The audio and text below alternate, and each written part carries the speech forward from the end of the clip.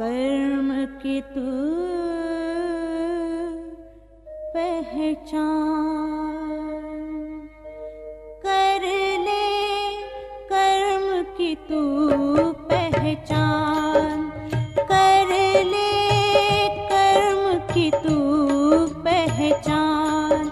हे मानव कर ले तू पहचान, हे मानव कर ले तू पहचान। बीज तू बोले शुभ कर्मों के, कर्म हो ऊंच महान, कर ले कर्म की तू पहचान। हे मानव कर ले तू पहचान।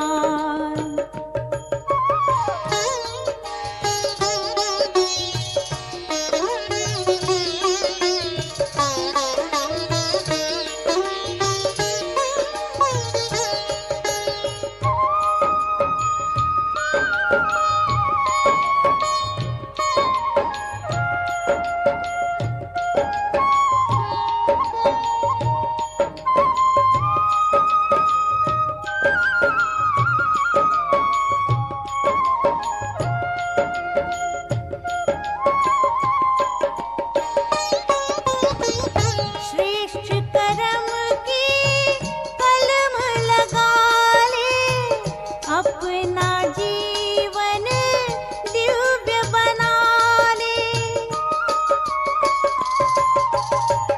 श्रेष्ठ कर्म की कलम लगा ले, अपना जीवन दिव्य बना ले।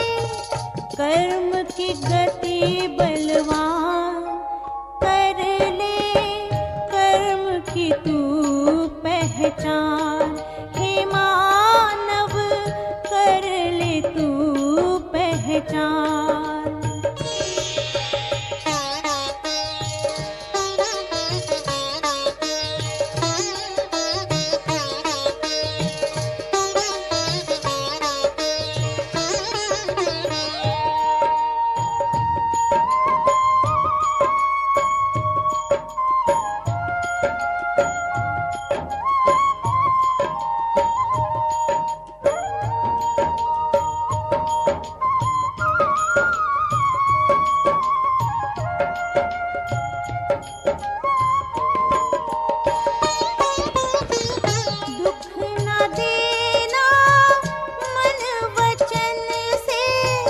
आगे बढ़ तू सत्कर्मों से, दुख न देना मन वचन से। आगे बढ़ तू सत्कर्मों से, कर तू गुणों का दान, कर ले कर्म की तू पहचान। हे मानव कर ले तू पहचान।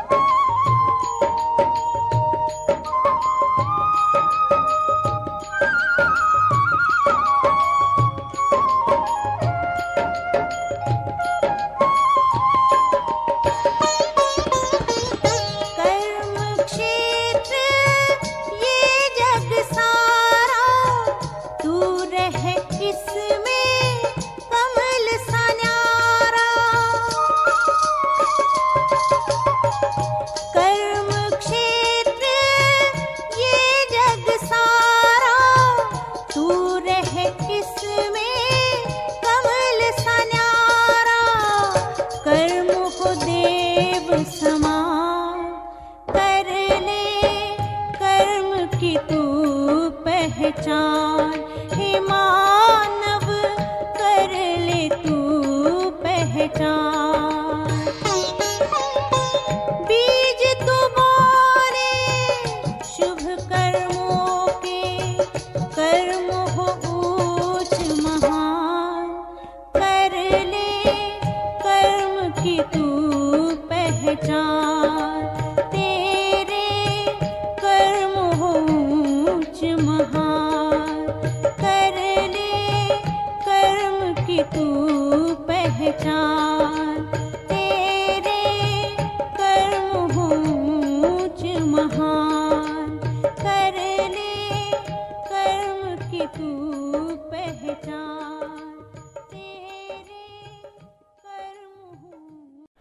शांति।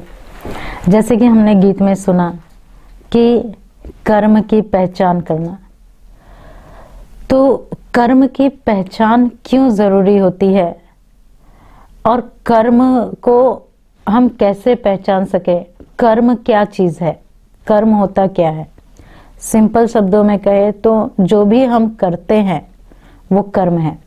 खाना ये भी एक कर्म है, हम चल रहे हैं ये भी एक कर्म है, मैं बोल रही हूँ ये भी एक कर्म है, आप सुन रहे हैं ये भी एक कर्म है। और कर्म कई प्रकार के होते हैं, कर्म, अकर्म, विकर्म, सुकर्म। सुकर्म जिसको श्रेष्ठ कर्म कहा जाता है। पाप कर, पुण्य कर्म भी होता है। तो ये कर्म है, श्रेष्ठ कर्म, अकर्म, पाप कर्म और विकर्म। ये कर्मों के प्रकार है।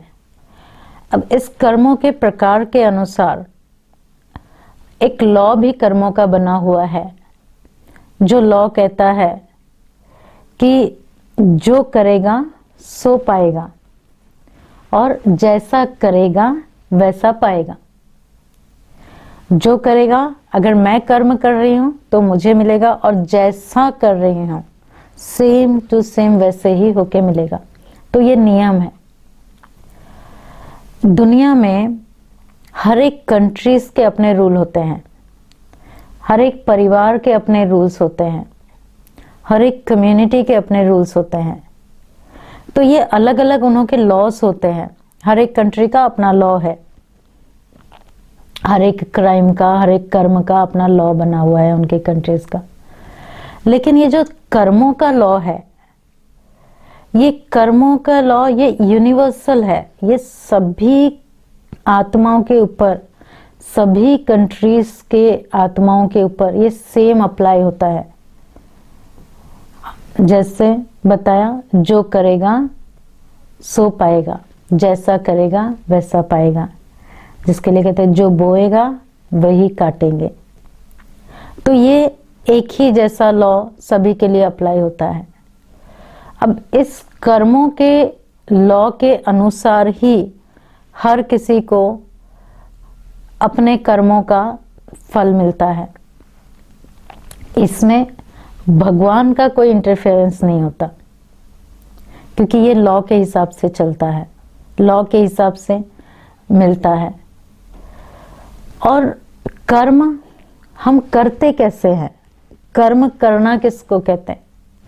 तो जैसे बताया, ये 4 प्रकार के कर्म जो होते हैं, पहले हम ये देख लेते हैं कि ये चारों प्रकार के कर्म कैसे हैं। जैसे बताया श्रेष्ठ कर्म, समझो कोई किसान है या कोई भी है, समझो मैं एक बीज डालती हूँ। मैंने एक बीज डाला आम के झाड़ का, मैंने बीज लगाया, तो ये भी एक कर्म है कि मैंने बीज लगाया।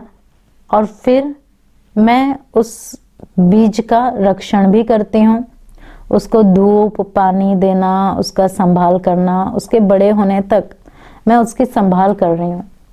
फिर जब वो झाड़ बड़ा होता, उसमें फल आते हैं, और फिर वो फल मैंने तोड़ा और खाया, वो भी एक कर्म है। मैंने बीज लगाया, वो भी एक कर्म था। मैंने फल खाया, वो भी एक कर्म था।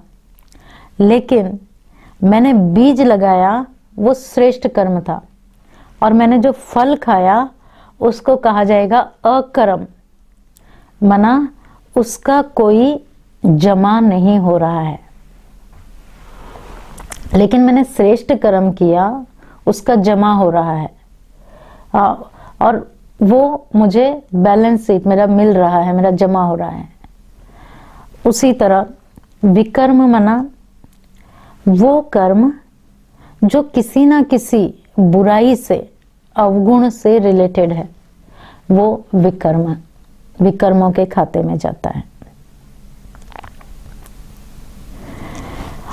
तो इसलिए कर्म के लिए ये भी कहा जाता है कि कर्मों की गति बड़ी गहन है, बहुत गहरी है, बहुत गुह्य है। गहरी भी है, गुह्य भी है, लेकिन साथ साथ सिंपल मेथड भी है। हाँ, सिर्फ उसको जान लेना जरूरी है। तो जैसे बताया कि कर्म, ये 4 प्रकार के कर्म हो जाते हैं। अब कर्म हम करते कैसे हैं, भुगतते कैसे, कर्मों का हमें रिटर्न कैसे मिलता है और प्राप्त हम बीज कैसे डालते हैं।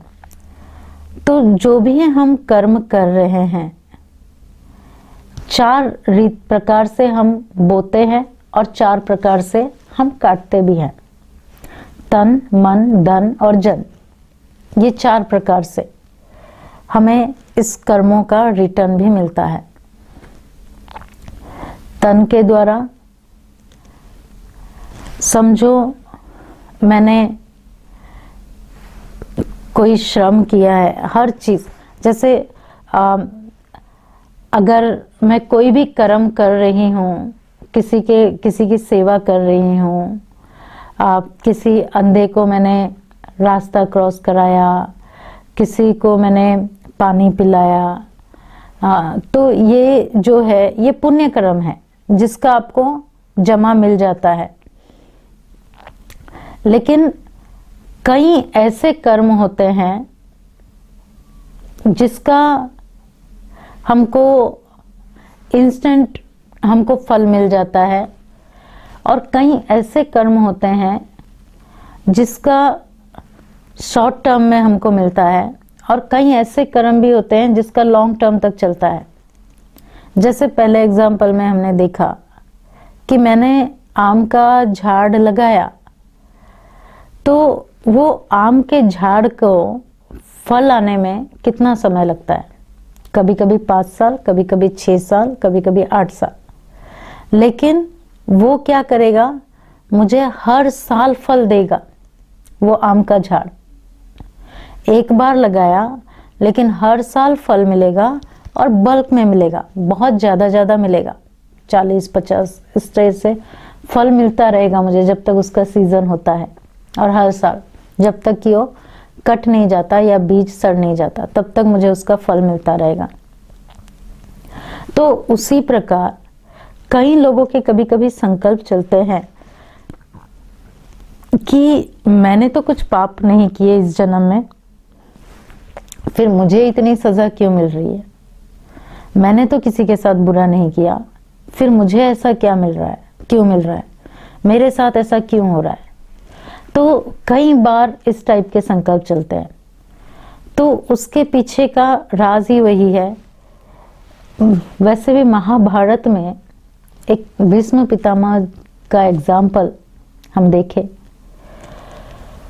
जब भीष्म पितामह शेष सैया पे लेटे थे, सर सैया पे, तो श्री कृष्ण उनके पास जाते हैं। तब भीष्म पितामह उनसे पूछते हैं कि हे कृष्णा, ये मेरे किस जन्म का फल है, क्योंकि इस जन्म में तो मैंने ऐसा कुछ किया ही नहीं जो मुझे इस कांटों वाली सैया में लेटना पड़ा है। तब वो उन्हें बताते हैं कि आपका ये इस जन्म का नहीं है, पिछले जन्म का भी नहीं है, लेकिन उसके पिछले जन्म का है। आप राजा थे और आप जंगल में गए हुए थे शिकार के लिए, और आपके सामने झाड़ियों, आपके रास्ते में एक सांप आ गया था। आपने उसे मारा नहीं था, परंतु आपने उस सांप को उठा के फेंक दिया था। तो जब आपने उसको उठा के फेंका तो सांप जाके एक कांटों के झाड़ियों के बीच में गिर गया, और फिर वो वहीं पर गिरा रहा और तड़प तड़प के मर गया, उसका खून रिसता रहा, तड़प तड़प के मर गया। तो उसकी जो सजा है वो आपको मिल रही है। सेम जो किया उसको ही मिला, और जैसा किया वैसा ही मिला। तो रूल, लॉ हर एक के ऊपर एक जैसे लागू होते हैं।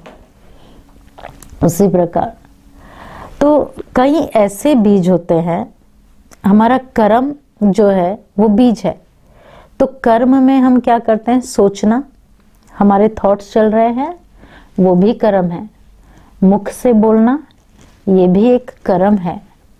और हम अपने कर्मेंद्रियों के द्वारा, शरीर के द्वारा करते हैं, ये भी एक कर्म है। तो हम इन तीनों के द्वारा कर्म करते हैं और हम भुगतते 4 तरह से, रिटर्न हमें 4 तरह से मिलता है, तन, मन, धन, जन। तो जैसे हम इन 3 तरह से कर्म करते हैं, यानी बीज डालते हैं। मैंने कुछ सोचा, मैंने उसका बीज डाला। जैसे आपको पहले लेसन में ही बताया था कि हर एक थॉट एक सीड है, बीज का काम करती है। तो मैंने सोच लिया, मैंने कर्म डाल दिया, मैंने बीज डाल दिया। तो कई बीज आप देखोगे, कई झाड़, कई फल बीज के ऐसे होते हैं। जैसे आपने कॉलीफ्लावर का बीज डाला, तो उसमें से एक बीज से एक ही फल निकलेगा, एक ही कॉलीफ्लावर निकलेगा,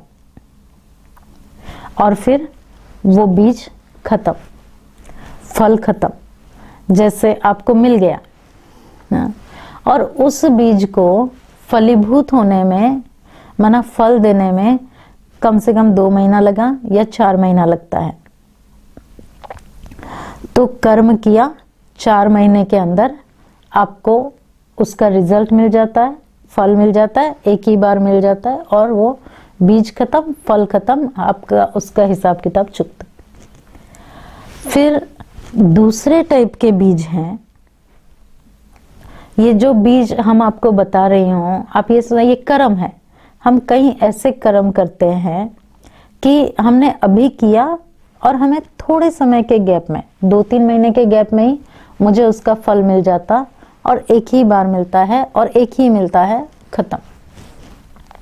फिर दूसरा है कि जैसे समझो अब टमाटर का झाड़ है, टमाटर का मैंने बीज डाला, उसमें से उसको भी 4-5 महीना लगता, और वो एक साथ टमाटर देगा, 1-2 बार देगा। फिर उसके बाद सीजन खत्म, वो झाड़ भी खत्म हो जाएगा, उसमें से दूसरा फल नहीं निकलेगा, झाड़ मुरझा जाएगा, खत्म वो बीज। तो ये दूसरे प्रकार के कर्म है, जो शॉर्ट टर्म, जिसको हम कहेंगे कि मैंने किया, 2-3 बार उसमें से फल निकला, और 5-6 या 8-10 टमाटर निकले, 2-3 बार निकले, फिर वो खत्म। फिर अगर मुझे फिर से टमाटर चाहिए तो मुझे फिर से नया बीज डालना पड़ेगा, वो उस बीज से फिर नहीं आएगा। तो वो कर्म से मुझे उतना ही फल मिला, और थोड़े टाइम तक मिला, फिर खत्म। फिर तीसरे प्रकार के जो कर्म है, बीज है, जिसको हम कहें लॉन्ग टर्म। जैसे मैंने बताया, आम का झाड़ है, एप्पल का झाड़ है, हमने बीज लगाया, वो 2 महीने में फल नहीं देगा या 4 महीने में फल नहीं देगा, उसको 4 साल लगता है, कईयों को 5 साल लगता है, कईयों को 8 साल भी लग जाता है।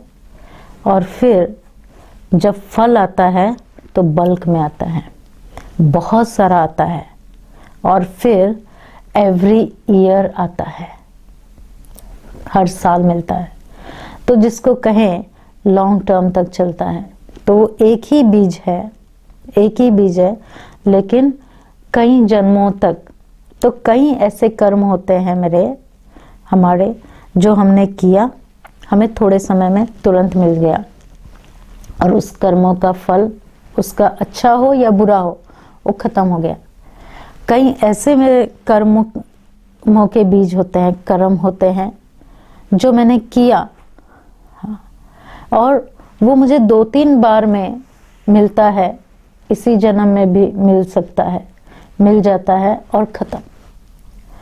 परंतु कई ऐसे कर्म होते हैं जो मैंने बीज डाला है, वो मुझे कई जन्मों तक और बहुत सारे बल्क में मिलता रहता है, मिलता रहता है। समझो किसी ने हॉस्पिटल खोला या अनाथ आश्रम खोला है, तो ये श्रेष्ठ कर्म किया।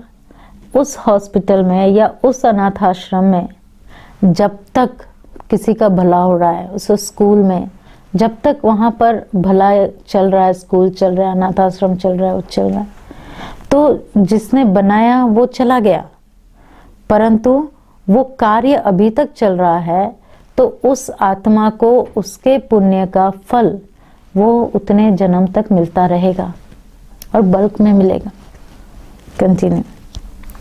तो उसी तरह ये कर्मों का भी बीज ऐसा होता है कि कहीं मेरे, और हम ये कर्म के बीज बोते कहाँ हैं? हमारी धरती, जैसे बीज हम धरती पर बोते हैं, उसी तरह सबसे पहले हम हमारे मन में ये बीज डालते हैं। संकल्प रूपी बीज आता है। जैसे बताया, एक किसान जब बीज डालता है फिर उसकी रखवाली भी करता है, सिर्फ डाल नहीं देता। अच्छा, ये सारे जो हमने कर्म किए, एक तो इन 3 रीति से हमको मिलता है, और दूसरा कई ऐसे कर्म हम करते हैं, जैसे हम पर्सनली किए हैं, तो हमें पर्सनल 4 रीति से हम इसको भुगतते हैं। तन, मन, धन और जन, ये 4 प्रकार से हमको उसका रिटर्न में मिलता है, भुगतान मिलता है। बोया हमने अपने संकल्पों से बोया, वाणी से बोया, अपने कर्मों से बोया। 3 रीति से हम बोते हैं, लेकिन काटते पाते 4 रीति से है। तन से, मन से, धन से, जन से। तो तन से कैसे पाते हैं? अगर मैंने तन से अच्छे कर्म किए हैं, अच्छी जगह पर गया हूँ, अच्छा सेवा किया है, तो मुझे उसका रिटर्न, मुझे हेल्दी शरीर मिलेगा, बीमार नहीं पड़ेंगे हम कभी, कोई भी चीज़ में हमारा शरीर हमारा साथ देगा, ये सब चीज़ें। फिर मन से, जो मन से मन की कैसे भुगतान होती है? शरीर का भुगतान तो चलो, तन से अगर मैंने बुरा किया तो क्या होगा? तन बीमार पड़ेगा, तंदुरुस्त नहीं रहेगा, भले कितना भी पैसा है, लेकिन ऐसी बीमारी आ जाएगी कि वो पैसे से भी क्योर नहीं हो सकती, उसको मुझे भुगतना ही पड़ेगा। कई बार हम इतने बुरे तन से कर्म कर लेता है मनुष्य कि मैंने 1-2 जनों से 2 ऐसे पर्सन से मैं मिली हूँ अपने लाइफ में, जिनके ऊपर एनेस्थेसिया भी काम नहीं करता। तो जैसे अगर समझो मेरा कोई ऑपरेशन होना है, उंगली काटनी है, कुछ हुआ, तो एनेस्थेसिया लगा के काट सकते हैं ना, तो मुझे पता नहीं चलेगा। परंतु वो लोग ऐसे थे 2 कि उनके ऊपर एनेस्थेसिया वर्क ही नहीं करता। माना कोई भी बीमारी हो, उनको बिना वो दर्द उनको सहन करना ही है। तो कभी कभी बहुत पैसा है, सब कुछ है, परंतु उस बीमारी का इलाज ही नहीं है, पैसे ही नहीं है आपको, उसको हमें उसको अपने तन के द्वारा उसको भुगतना ही पड़ता है, सहन करना ही पड़ता है। फिर मन के द्वारा तो मन से हम जब किसी के लिए बुरा सोचते हैं, मन के अंदर जब हम बुरी भावनाएं रखते हैं किसी आत्मा के लिए, किसी कईयों के तो किसी के लिए ऐसे संकल्प चलते हैं, मर जाए, ये हो जाए, ऐसा हो, जो बद्दुआएं देना मन से, तो उस हिसाब से तो भुगतान भी वैसे ही होता है। डिमेंशिया है, एंजाइटी है, डिप्रेशन है, ये सारे जो है मन की बीमारियां हैं। तन बड़ा स्वस्थ है, हाँ, परिवार बहुत अच्छा है, परिवार के लोग बहुत अच्छे हैं, फ्रेंड्स बहुत अच्छे हैं, धन बहुत है, लेकिन मन की बीमारी जिसका कोई इलाज नहीं, बहुत सूद चलता है। तो उसके द्वारा जो हमने किया तो हमको भुगतान भी उसके ही द्वारा मिलता है। देखिए, एक बार क्या होता है, एक मंदिर का निर्माण कार्य चल रहा होता है, मंदिर बनाने का।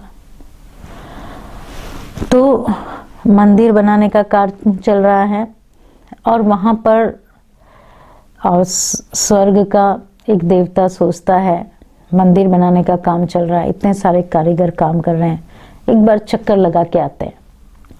तो वो चक्कर लगाने जाता है, देखता है सब कार्य चल रहा है, सब अपना अपने काम में बिजी है। तो वो एक के पास जाता है और कहता है, अरे भाई आप क्या कर रहे हो?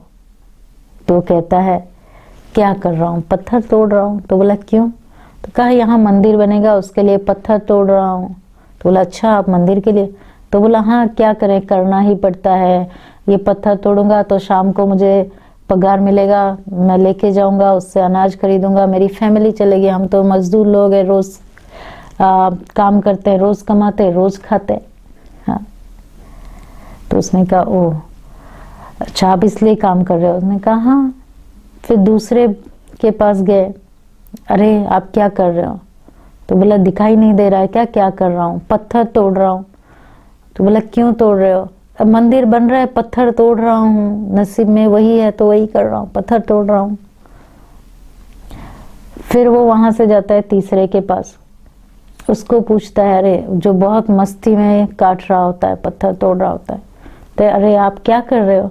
तो कहा क्या कर रहा हूँ, देखो भाई यहाँ जो है ना अभी एक मंदिर का निर्माण हो रहा है, तो देखो मैं कितना भाग्यशाली हूँ जो इस मंदिर के निर्माण कार्य के लिए मुझे भगवान ने चुना है। तो मैं ये जो पत्थर काट रहा हूँ, इससे इस मंदिर की सीढ़ियाँ बनेगी, लोग इस एक एक सीढ़ियों पे चढ़ के भगवान के दर्शन करेंगे। तो कहने का भाव, कर्म एक ही था, कार्य भी एक ही हो रहा था, लेकिन हर एक का विचार, हर एक के सोचने का तरीका किस प्रकार अलग अलग था, आपने देखा। तो उसी तरह हाँ, कर्म तो हम सब कर रहे हैं, लेकिन किस विचार से हम कर्म कर रहे हैं वो भी हमारा बीज बनता है। और फिर उसी हिसाब से, उसी के अनुसार, क्योंकि जैसा किया वैसा ही हमें रिटर्न में भी मिलता है। तो ये मन के द्वारा भी हम भुगतते हैं कर्मों को, जो भी हमने किया है मन के द्वारा उसको फिर से हमें रिटर्न में मिलता है। उसी प्रकार धन के द्वारा भी हमने जैसा किया है सेवा, जो भी भाव से किया है, उस हिसाब से हमें धन के द्वारा भी हमें उसका रिटर्न में मिलता है। अब उसमें अच्छा भी, कईयों का तन अच्छा है, मन अच्छा है, परिवार भी अच्छा है, लेकिन जितना भी कमाओ खर्चा हो जाता है, जितना भी कमाओ खर्चा हो जाता है, धन जमा ही नहीं होता। हाँ, या धन की प्राप्ति ही हो नहीं पाती। और धन के लिए कहा भी जाता है कि धन, जब हम कोई पुण्य कर्म करें, धन का दान करते हैं, धन दान करेंगे तो धन मिलेगा, लेकिन साथ में ये भी कहा गया है कि दान पात्र देखकर दान करना चाहिए। हम किसको दान कर रहे हैं, किसको हम दे रहे हैं, वो भी हमें उसका भी अटेंशन रहना चाहिए। क्योंकि हम जो धन दे रहे हैं और हम जिस हिसाब से धन कमा रहे हैं, ये दोनों ही कर्म हमारे ऊपर चढ़ते हैं। समझो कोई मुझसे मांगने आया, कुछ भिखारी आए मेरे पास मांगने, कहा कुछ खाया नहीं 2-3 दिन से, पैसे दे दो। और जब हम उनसे पैसा देते हैं और वो क्या करता है, वो पैसे को लेके जाके एक चाकू खरीदता है और उस चाकू से वो किसी का खून करता है और उससे वो लूटता है, तो उसके कर्मों का जो है शेयर वो हमको भी मिलता है। क्योंकि अगर मैं धन नहीं देता तो वो चाकू नहीं खरीदता और वो किसी को मारता नहीं। तो क्योंकि मेरे धन का दुरुपयोग हुआ, मेरे द्वारा दिए हुए धन का दुरुपयोग हुआ, इसलिए उसके भी कर्मों का खाता शेयर मुझे मिल जाता है। इसलिए हमारे शास्त्रों में खास वर्णन है कि दान पात्र देखकर दान करना चाहिए।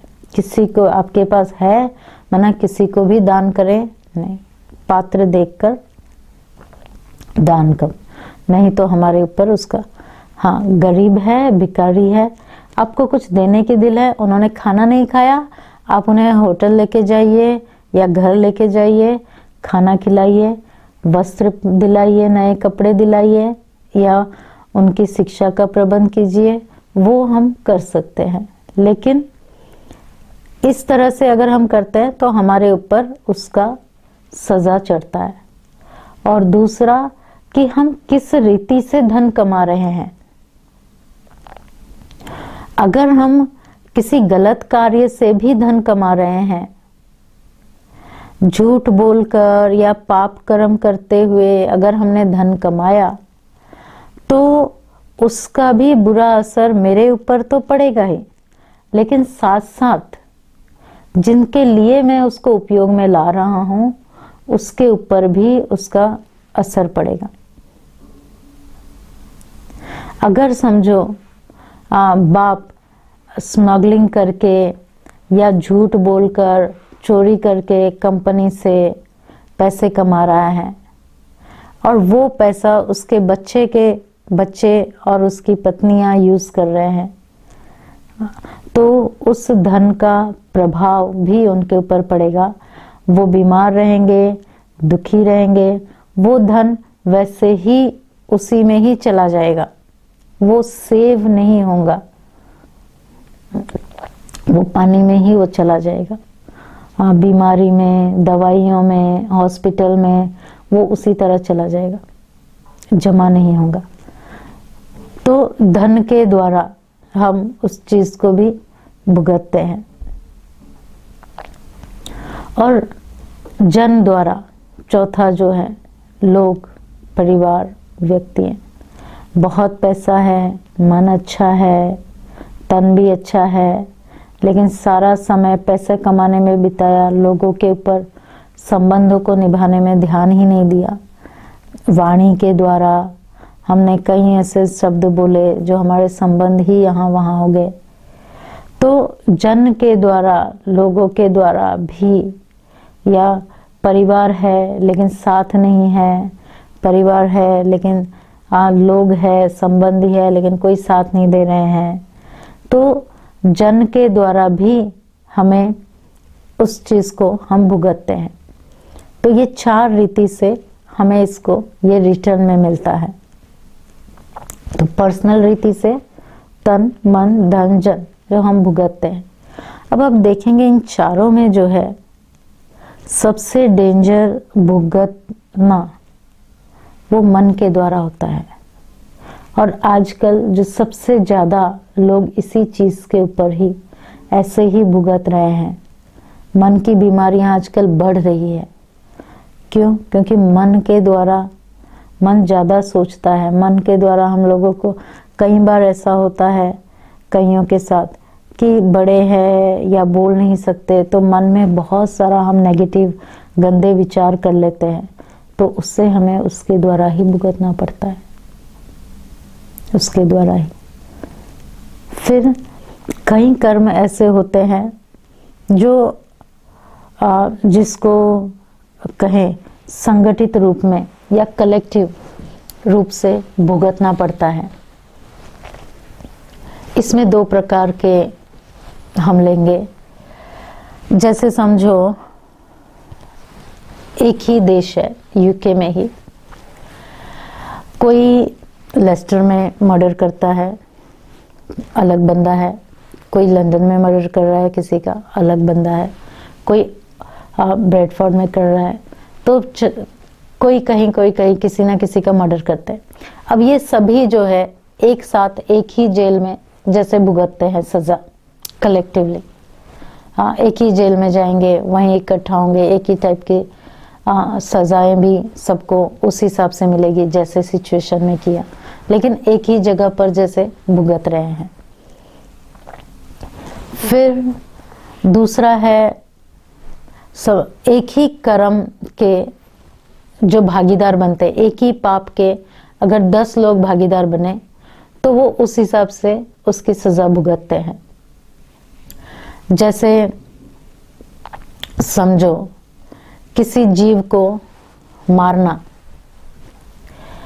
हम अपने पेट की भूख मिटाने के लिए हम किसी प्राणी को मारते हैं।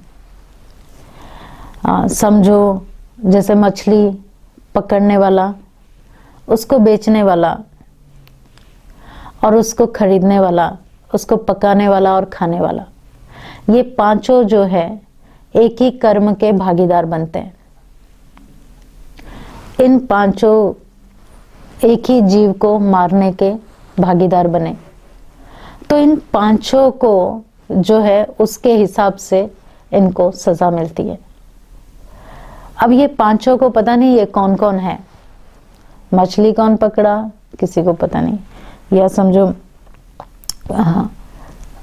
मुर्गी को मारता कोई और है, काटता कोई और है, पकाता कोई और है, बेचता कोई और है। तो ऐसे कोई भी एक ही पाप कर्म के कई लोग भागीदार होते हैं।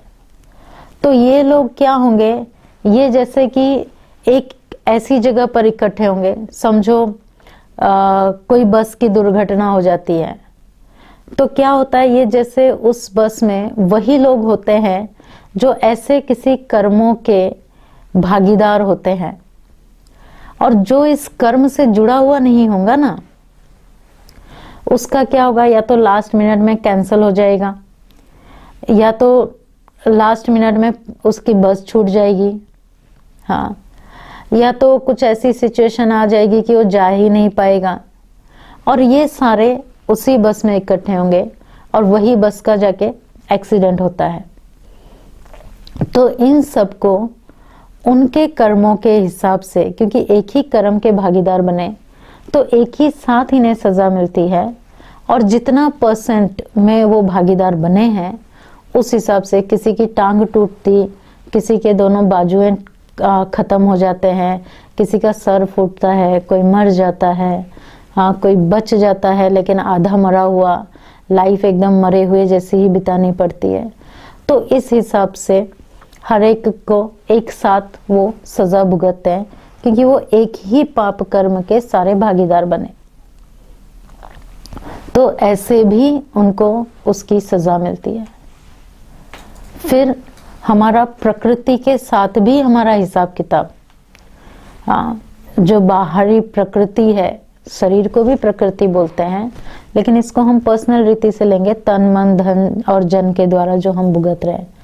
और ये नेचर जिसके साथ हमारा रोज का है, तो उस नेचर के साथ भी हमारा हिसाब किताब होता है कि हम उसके साथ भी किस प्रकार बिहेव करते हैं, कितना उस पानी वेस्ट करते हैं, एनर्जी वेस्ट करते हैं, पेड़ पौधों को काटते हैं या लगाते हैं, उस हिसाब से भी हमारा उसके साथ वैसा बैलेंस हिसाब किताब बनता है।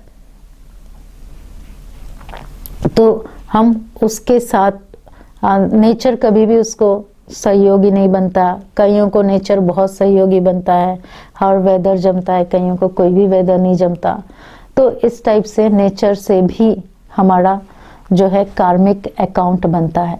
इसलिए कर्मों के साथ अकाउंट को जुड़ा गया है, क्योंकि ये अकाउंट बनता माइनस में जाता है, प्लस में जाता है, और जितना आपके अकाउंट में जमा होगा उस हिसाब से आपको मदद मिलेगी।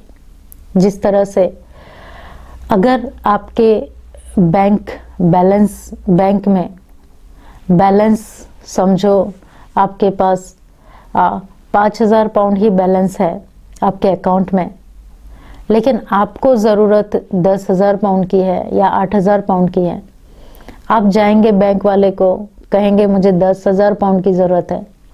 अब बैंक में तो है पैसा, लेकिन बैंक वाला आपको सिर्फ जितना आपके अकाउंट में है उतना ही देगा, उससे ज़्यादा वो नहीं दे सकता। भले उसके पास बहुत सारा है, लेकिन फिर भी आपके अकाउंट के हिसाब से ही आपको मिलेगा।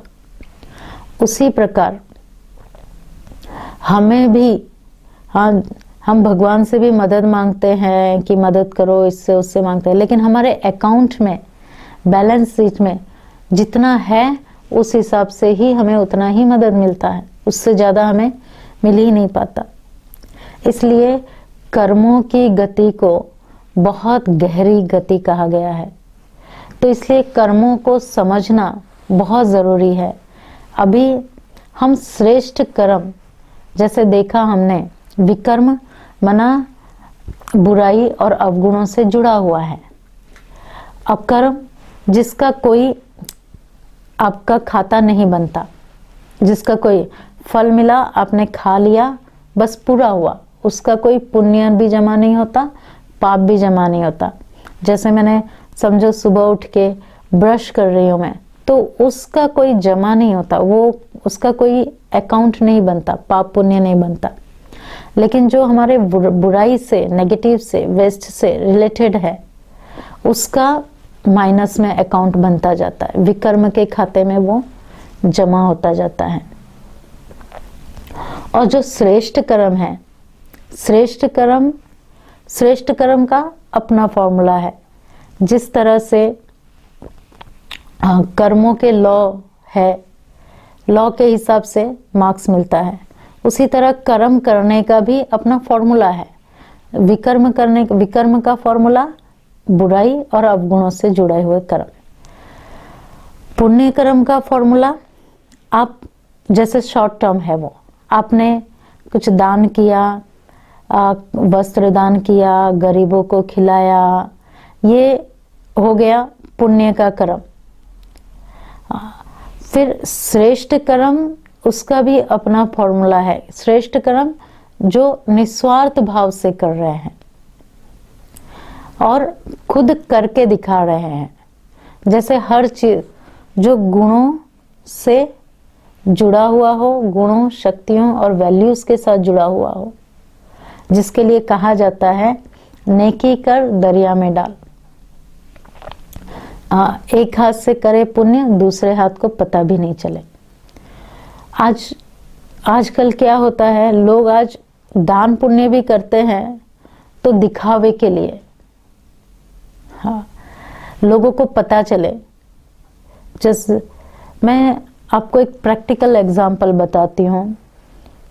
एक बार हम एक मंदिर के बाहर सत्संग कर रहे थे, 20 जितने लोग थे, और बाहर मंदिर के थोड़े से बाहर हमारा प्रवचन चालू था, 20 जन बैठे थे। तो एक भाई वहाँ आया, चक्कर लगा के गया और बार बार देख रहा था।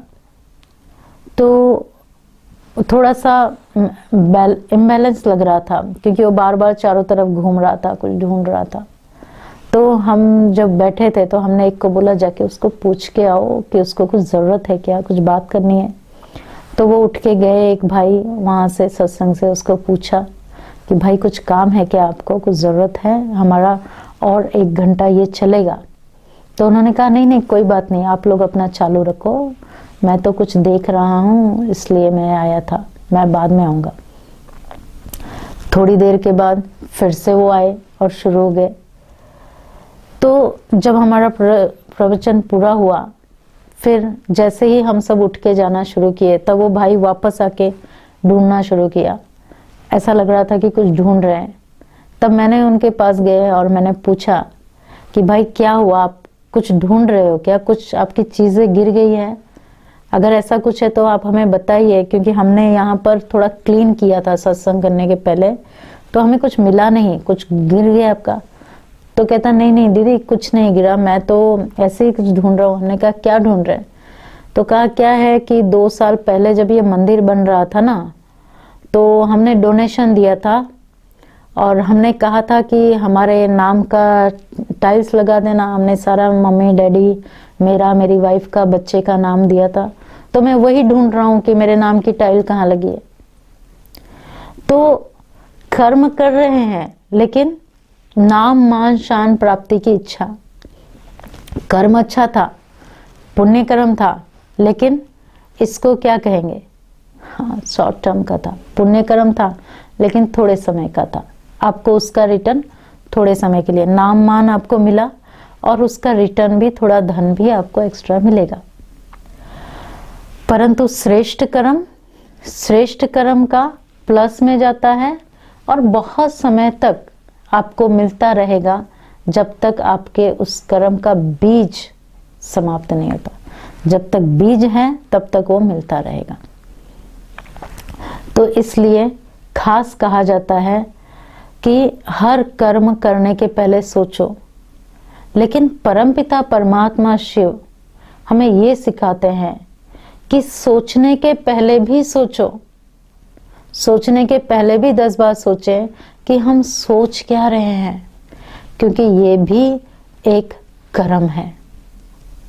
तो इसलिए उसका भी बीज जमा होता है। तो श्रेष्ठ कर्म वो जो परमात्मा की याद से किया हुआ हो, परमात्मा की याद से और निस्वार्थ भाव से, जो सारे जग के कल्याण हेतु किया हुआ हो। सिर्फ मेरे कल्याण के लिए ही नहीं बल्कि सबके कल्याण के लिए किया हुआ हो, उसको हम श्रेष्ठ कर्म या एलिवेटेड कर्म कहेंगे।